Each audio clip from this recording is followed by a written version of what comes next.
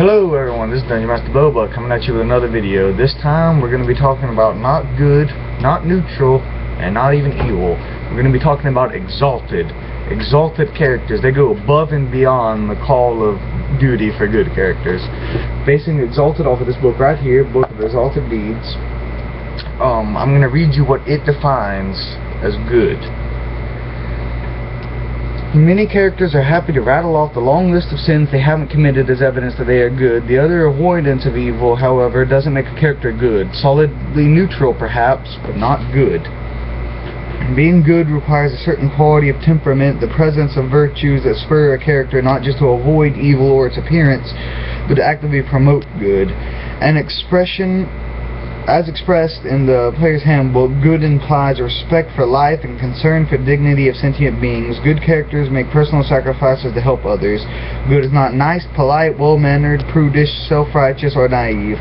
Though good aligned characters might be some of those things. Good is the awesome holy energy that radiates from the celestial planes that crushes evil. Good is selfless, just, hopeful, benevolent, and righteous.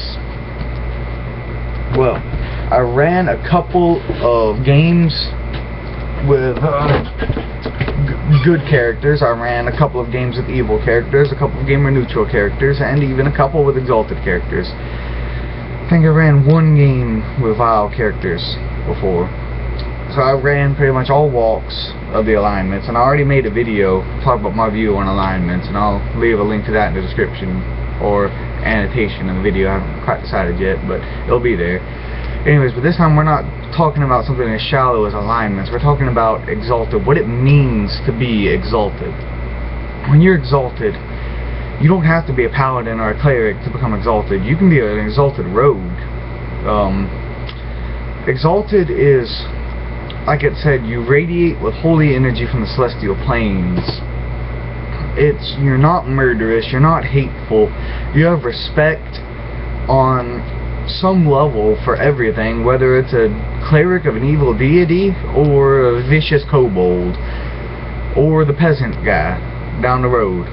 You have respect for all of them. Things that could lose your exalted status can be as simple as mistreating a prisoner. There are some fancy feats and spells and such that you can get for being exalted in some prestige classes and whatnot, but that's mechanically speaking, and this video isn't about mechanics. This video is about the idea of exalted. An exalted person, if there was a paladin who was exalted, there can be two paladins of the same deity, but one of them be exalted, and they would act completely different. That's why I've kind of ruled that in my games I'm playing in Forgotten Realm, that there's very few deities that can sponsor an exalted paladin or cleric, because being a paladin or a cleric means you follow the deity's dogma, and very, very few of those deities' dogmas are exalted. Ilmater is one of the only ones that comes close to it right off the top of my head. Helm's not too far off, but the thing about exalted is you can't kill people that for no reason. You can't just say that guy wears symbol of Bane, I'm gonna kill him. That doesn't work like that. An exalted person would try to convert them, try to make them see the wrong in their ways. An exalted character would see the value in life of anyone, and it wouldn't be a strategic choice of getting a new ally. It would be a moral choice of, I feel bad for this guy's misguided ways, I'm gonna try to save him. I'm gonna try to save not only his life, but save his soul. That's one thing I really like about Exalted, is about their level of compassion for others. Like I said, they're not necessarily naive. If there's a massive pit fiend from the abyss, well, pit fiends, not from the abyss, but you guys know what I'm saying, some massive demon from the abyss comes up, and he's like a demon lord, then an exalted character is not going to kill himself trying to convert this demon lord. He'll realize that the soul is lost already and has been corrupted, and the best thing he can do is put it out of his misery. Like I said, they're not naive. But even dragons are convertible. They wouldn't go in and slaughter a red dragon on first sight like a group of impartial adventurers. They would try to convince the dragon to join their side. They have an example of an exalted red dragon in the book, for example, that it shows the dragons are convertible, beholders are convertible. More or less any sentient being is convertible, with the exceptions of a few demons, devils, and the such like that. And if you wanted to, you could make them convertible, just like in the actual mechanics it says that they're not. But I've read through it, and almost every sentient creature is convertible to at least neutral, if not to good. And you can even convince some people to join you as an Exalted. Yes, an Exalted might cause problems in a party, depending on what the other characters are. Even good aligned characters might not get along with Exalted characters because of their Exaltedness. I had a game recently. One of my players was playing as an Exalted Paladin, a little mater, and he was escorting a prisoner, the other player, who was playing as an archivist, and their archivist stole divine knowledge from the church, and the archivist knew the location, or supposedly knew the location of a sacred religious text, and they were traveling together, and one thing led to another, and they eventually come across a group of bandits demanding payment for them. The Exalted guy, he paid them. He couldn't talk them down, and they outnumbered him, and so when he ended up paying them and reporting them to the guards. But compared to some of the other players I've had, it didn't matter if they were outnumbered or anything, or if they saw the bandits, they wouldn't even give them a chance, and they would charge in and attack them. The most they would do is say, give them a chance to throw down your arms. But the Exalted guy tried to talk the bandits down. That's just an example of Exalted compared to normal good. Also, Exalted people within the church. Like I said, there's not a lot of deities that can be considered Exalted, and the demigod type celestials in the book refuse to be worshipped. You can change the lore to make it so that it can be worshipped, so you can have Exalted clerics and paladins running around as you will, but the best thing to do if you want to play an Exalted cleric or a paladin is try to find a deity that can match the Exalted thing. If that doesn't work, talk with your DM. Maybe he'll be generous enough to let you worship a celestial.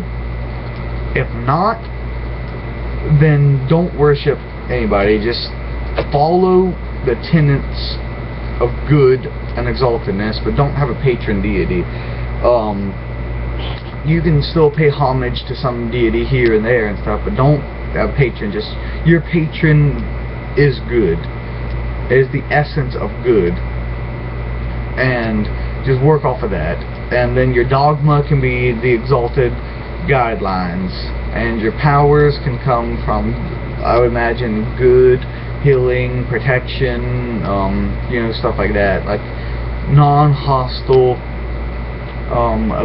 abilities that allow you to more control the environment, control your battle, control your enemies, rather than killing them, and also being able to sustain them. An Exalted character can make for amazing role-playing experiences compared to a character who just wants the coin from the next job. Exalted characters need to be done carefully, and you really need to think about whether or not you want to play an Exalted character or before you start. But that is the gist of Exalted characters.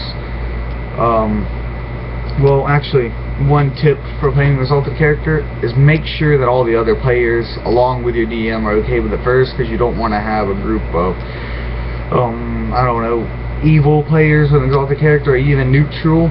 Like I said, even good can be problems. Make sure that you're on the same page with all the other players and the Dungeon Master before you roll up an Exalted. And remember, Exalted can be of any class, any race, any gender. You just need to have that burning spark of celestial holiness in your heart, and a compassion for all living creatures. And that's another thing, I just reminded myself, good thing I didn't stop the video. Undead. Zombies, okay to smite them. Skeletons, fine. Liches, no. Liches are sentient. You can convince them. There's good liches. It says that in the Faerun Monster Compendium, I think it is, there's good liches. And then vampires, same thing. Vampires can be good in my games. I don't know how other people run their games, but vampires can have hearts. And if you have a game where vampirism can be cured, then there's definitely a no-go for killing vampires. The same thing with lycanthropes. But I think that wraps it up, guys. I hope you guys enjoyed the video. If you got any questions, leave them in the comments below. There's plenty of things that I didn't talk about Exalted, I'm sure. What happens if the Exalted becomes a lycanthrope or a vampire? Well, I don't want to tell you how to play your character in that type of scenario, and I don't want to say that they have to act like a vampire or lycanthrope when they become Exalted. So that's good for the comments below. You guys can discuss it with each other. What happens if an Exalted person gets turned to a vampire or a lycanthrope or some other creature of the night? Then does they retain their Exalted status? Do they lose it just because of their how they were turned? Can they continue their Holy Crusade? Those are all questions for the comments below. If you liked the video, leave a like, tell me why, and subscribe. Didn't like it, leave a dislike. Only stipulation is I ask that you please tell me why you didn't dislike it. Also, if you're interested, I have a gaming channel where I do role-playing games, horror games, and strategy/simulation games. I'll leave a link to that in the description, and hope you guys have a good day or night, depending on when you watch this video. This is Boba, signing out.